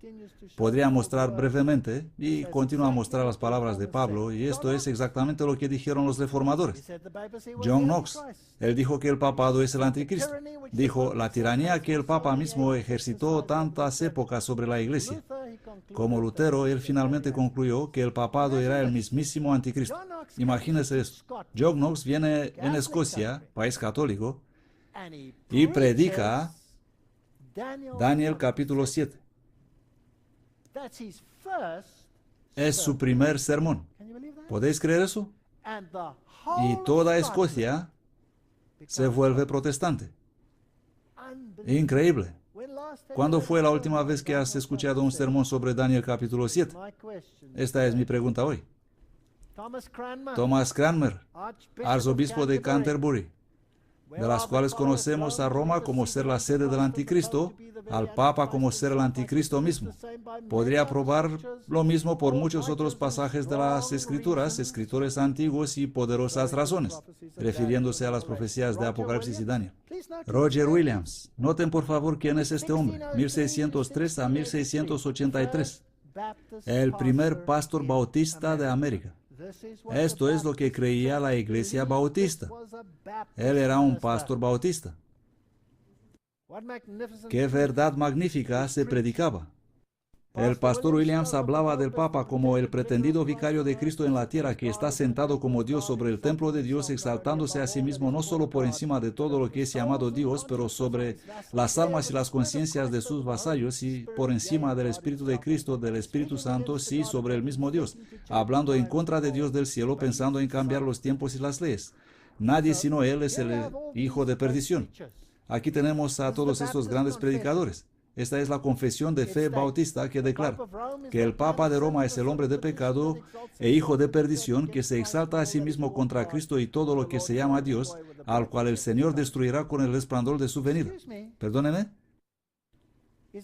¿Se predica esto hoy desde los púlpitos? No. Esta es teología arcaica, anticuada. La confesión de fe de Westminster. No hay otra cabeza de la iglesia que el Señor Jesús el Cristo, ni puede el Papa de Roma en ningún sentido ser cabeza de ella, sino que es aquel anticristo, aquel hombre de perdición que se exalta a sí mismo en la iglesia contra Cristo y contra todo lo que lleva el nombre de Dios. Esta es la confesión del protestantismo de Westminster. John Wesley, metodista, hablando sobre el papado, John Wesley escribió: Él es en sentido enfático el hombre de pecado que multiplicó sobremanera todo tipo de pecado, y él es también adecuadamente llamado hijo de perdición por asesinar multitudes sin número de entre sus opositores y sus seguidores. Él se exalta a sí mismo por encima de todo lo que se llama Dios o es digno de adoración, demandando el poder absoluto y el honor absoluto, demandando las prerrogativas que pertenecen únicamente a Dios. Esta es la posición de la Reforma. Me gustaría que tomen nota de lo que uno de los más grandes predicadores de todos los tiempos predicaba. Se trata de Charles Spurgeon. Saben, me quedo sorprendido cuando escucho a este hombre hablar.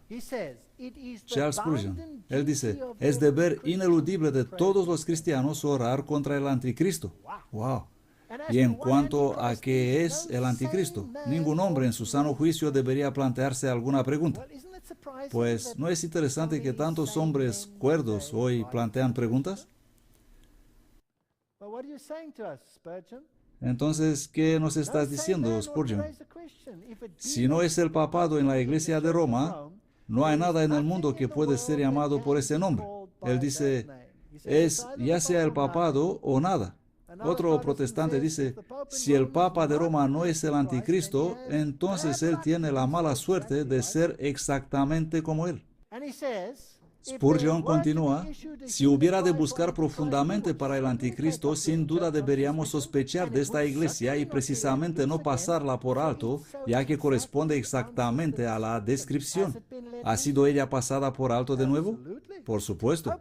El papado es contrario al Evangelio de Cristo y es el anticristo y debemos orar en contra de él. Debe ser la oración diaria de cada creyente que el anticristo pueda ser lanzado como una losa en el torrente y por Cristo, porque daña a Cristo, porque roba a Cristo de su gloria, porque pone la eficacia sacramental en el lugar de su expiación y exalta un trozo de pan en el lugar de Salvador y unas pocas gotas de agua en el lugar del Espíritu Santo y pone un simple hombre falible como nosotros mismos como el vicario de Cristo en la tierra. Y luego él ablanda, y me gusta esto, y todos debemos hacer esto. Si oramos en contra de él porque está en contra de Cristo, hemos de amar a las personas aunque no nos gustan sus errores. Deberíamos amar a sus almas, aunque rechazamos y detestamos sus dogmas, y así el soplo de nuestras oraciones será endulzado, porque volvemos nuestros rostros hacia Cristo cuando oramos. Hermoso.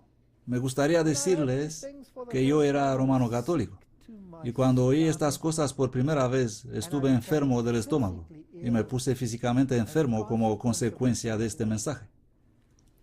Y llamé al sacerdote católico que conocía bien y le dije, ven a mi casa, tengo que hablar contigo. Por favor, explícame esto aquí en la escritura, lo que dice.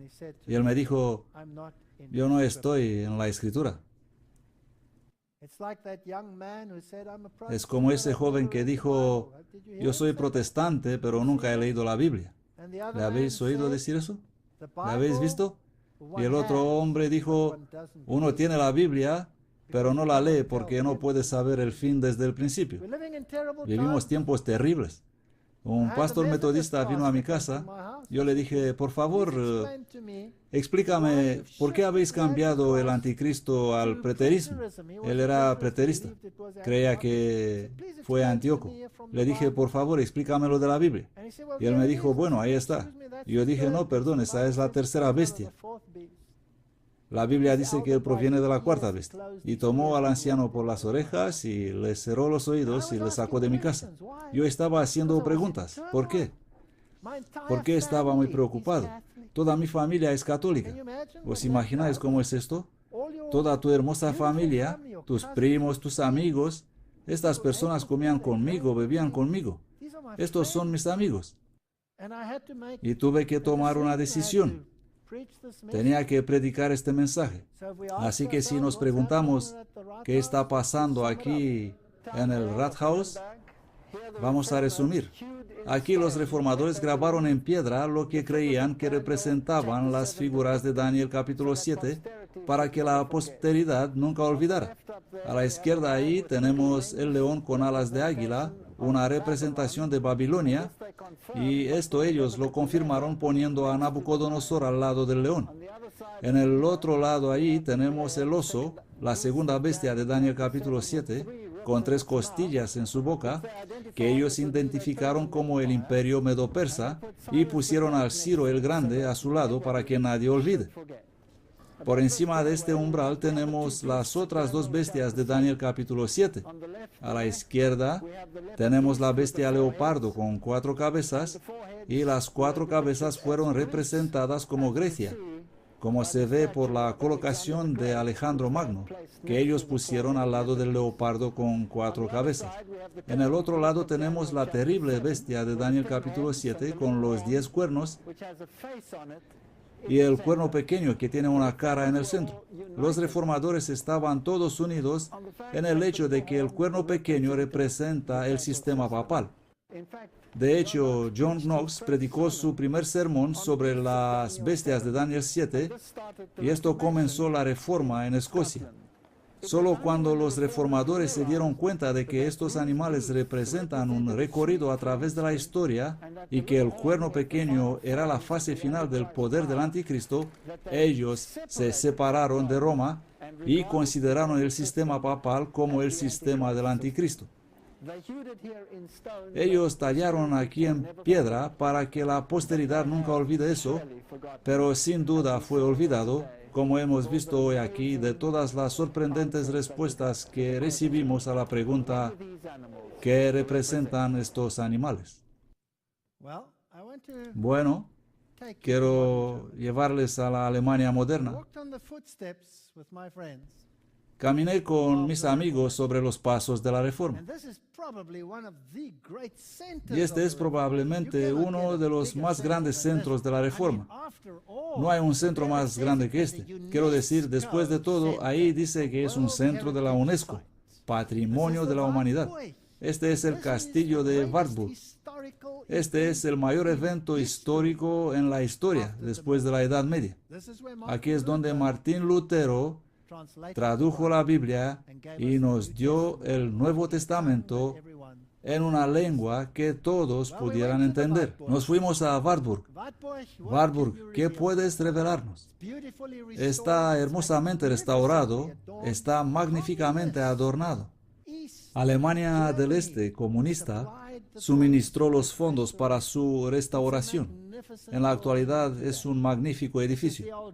Este es el antiguo puente levadizo que fue levantado y Martín Luther estaba dentro y los asesinos papales estaban fuera esperando para aplastarle la nariz. Si lo hubieran hecho, él habría sido muerto. Así que decidió trabajar lo que era bueno para él.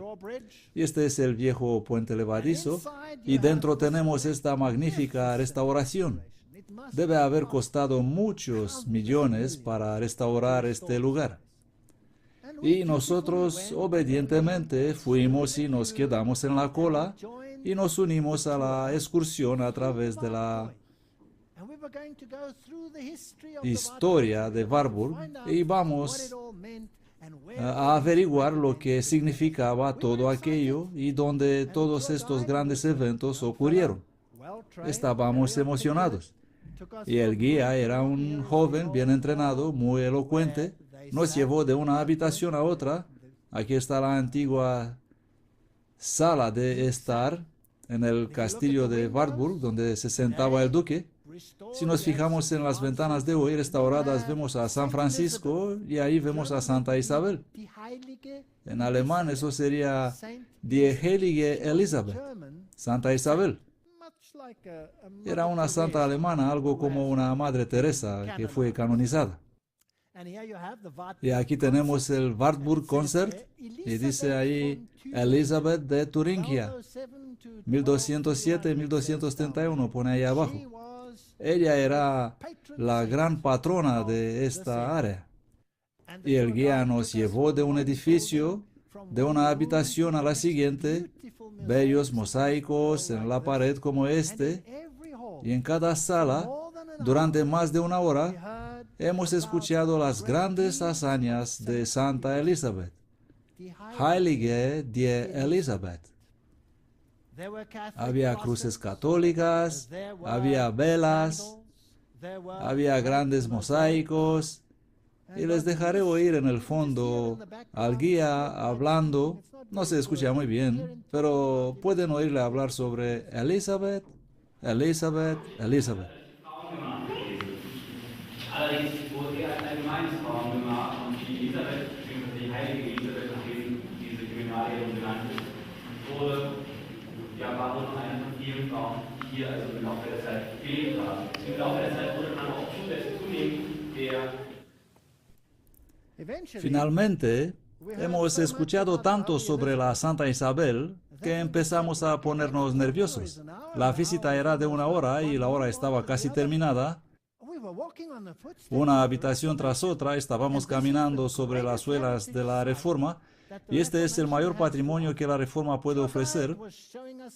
Y el guía nos estaba mostrando mosaicos tras mosaicos representando a la Santa Elizabeth. Magnífico. Bueno, cuando llegas al portal, esto es lo que se ve. Elisabeth von Thüringen. Y ahí está el pobre pecador arrodillado a los pies de Elizabeth.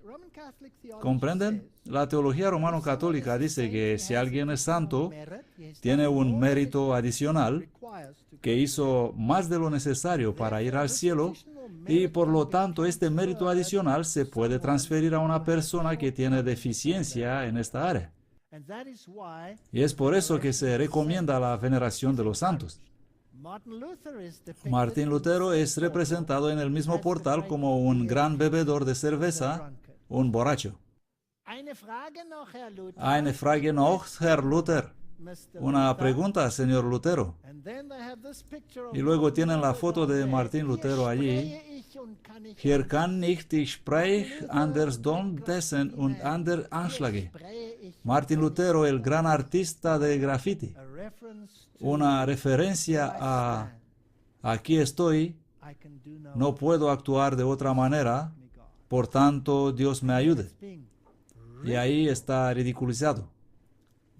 Der Ring der Elisabeth. Oh, si tocas el anillo de Santa Isabel, serás salvo. Isabel de Turingia, Santa Elizabeth, y cientos de libros sobre todas estas cosas. Mientras caminábamos a través de este gran escenario preguntándonos cuándo vamos a llegar a la Reforma.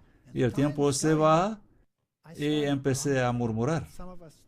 Algunos de nosotros empezamos a murmurar y un hombre, un tipo bastante grande, no enorme, pero bastante grande y bastante impresionante en su aspecto, botas de cuero, pantalones de cuero, chaqueta de cuero, que había venido con su moto con apariencia de duro y se acercó a mí y parecía un poco gruñón y me dio un golpecito en las costillas y me dije a mí mismo, vaya, será mejor que me callo. Tal vez estoy molestando al hombre.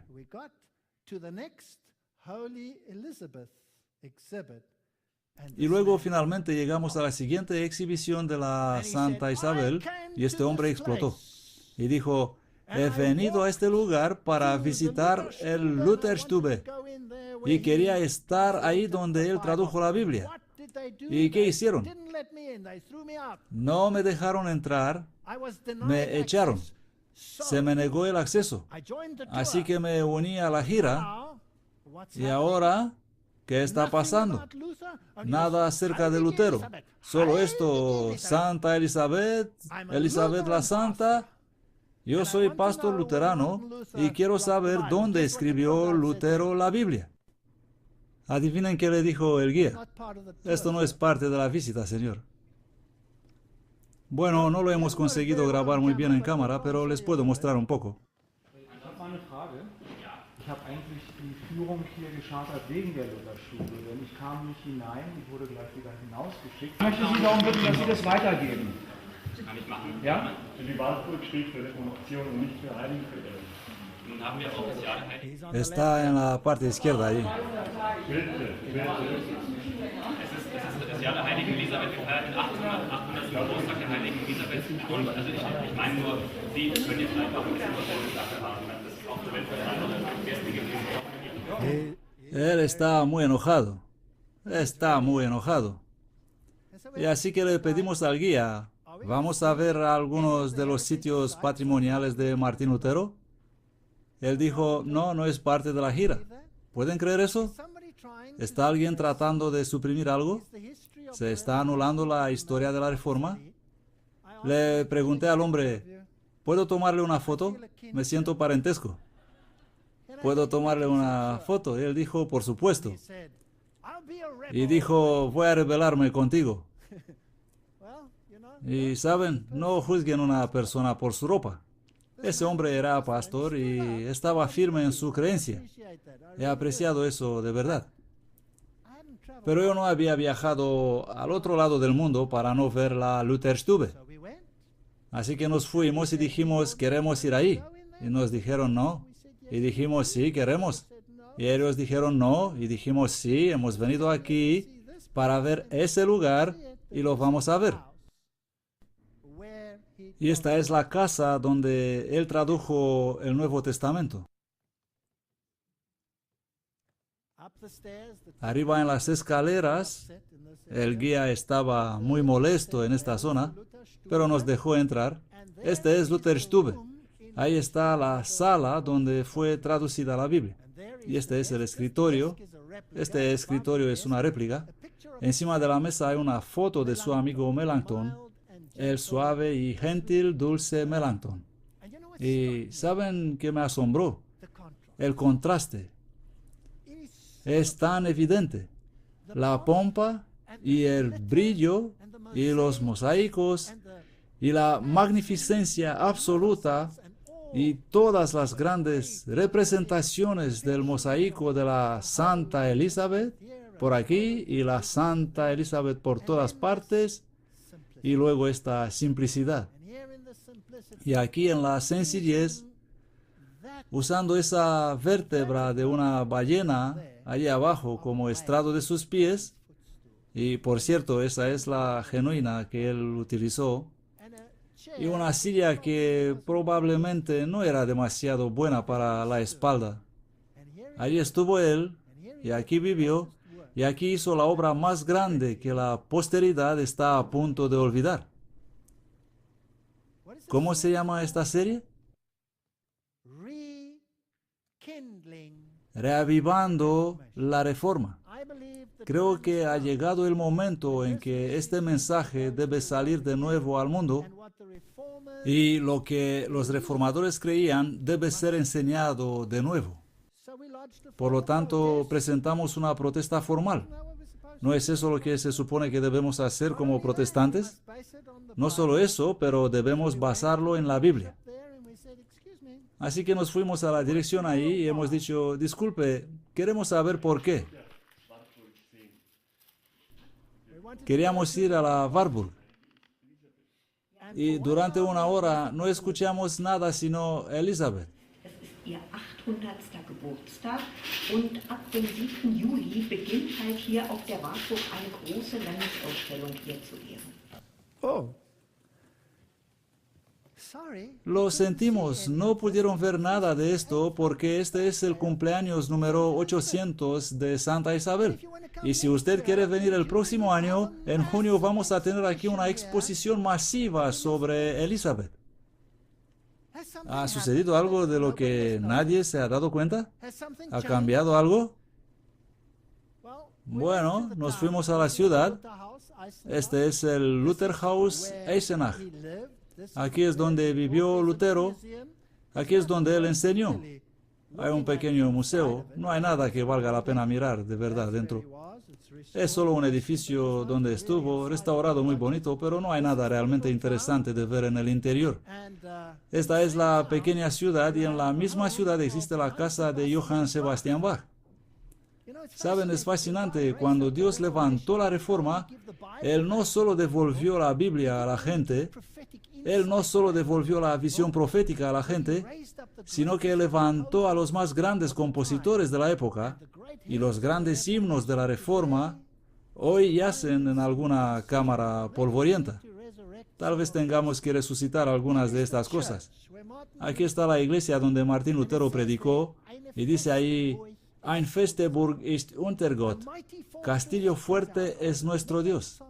¿Se recuerdan esa canción de Martín Lutero? Leer las palabras de esa canción hoy, se podría pensar, wow, esto no puede ser. Nadie podría imaginar cantar algo así hoy. ¿Y qué es lo que vemos hoy ahí? Graffiti. Pero no el graffiti de Martín Lutero. Este es graffiti moderno en esta iglesia. ¿Y cuál es la mentalidad de la gente hoy en día? Cuando miras esto, ¿qué es lo que dice? Kotz. ¿Saben qué significa eso? Vomitar, dar asco.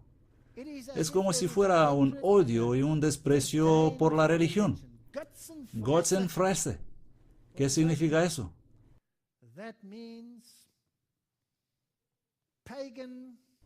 Eso significa alimentos para falsa deidad pagana, pero en un mal sentido.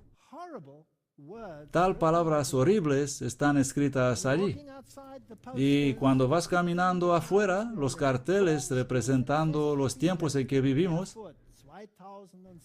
Festival Pasillo de la Catedral en Erfurt. Estos son los carteles. Donde quiera que vayas, hay catolicismo. Donde quiera que vayas, hay un sitio del patrimonio donde la Reforma fue presente.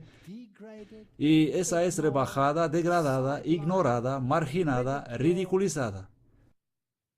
Es el momento de iniciar una nueva reforma. Es la hora de mirar a la Biblia y a las profecías de la Biblia como miraban los reformadores las profecías bíblicas.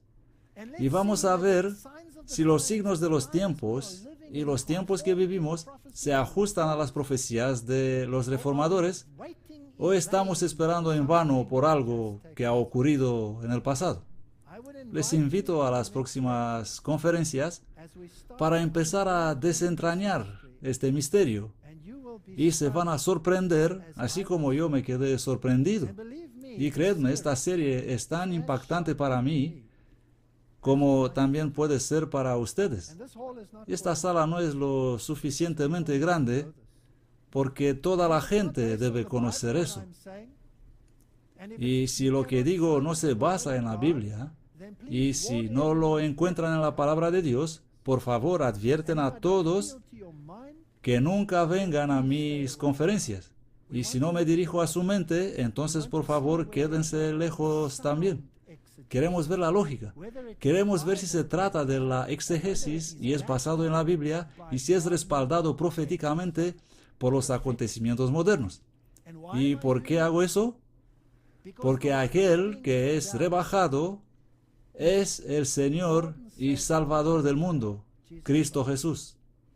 No es una cuestión de derribar a uno y ponerlo abajo, es más bien una cuestión de barrer la basura para que la belleza del Hijo de Dios pueda brillar en el mundo, para que la gente pueda verle así como es y tomar decisiones sobre la base de lo que Él sufrió y lo que Él predijo que su pueblo sufriría también.